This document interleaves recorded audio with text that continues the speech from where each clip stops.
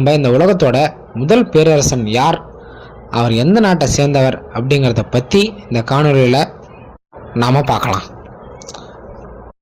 துருக்கி துவங்கி Syria, Iraq வழியாக ஓடும் யூப்ரேடிஸ் டைக்ரிஸ் அப்படிங்கிற இந்த உலகத்தோட மிகப்பெரிய பிரம்மாண்டமான நதிகளான பாரசீக வளைகுடா அப்படிங்கிற பகுதியில் இணையுது.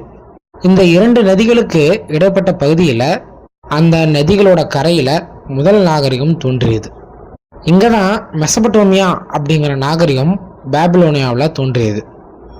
2 லட்சம் வருடங்களுக்கு முன் தோன்றிய மனிதர்கள் நடையா நடந்து அழுத்து போனாங்க. ஆடு மாடுகளை மேய்க்க கற்றுக்கொண்டதுக்கு அப்புறம் விவசாயம் செய்ய நல்லதொரு இடங்களை தேடி அலைஞ்சாங்க. அப்போது யூப்ரேடிஸ் டைக்ரிஸ் நதிகளோட வளமையான வண்டல்மண் பிரதேசத்தில் நிரந்தரமாக தங்கி சிறு சிறு குடியிருப்புகளை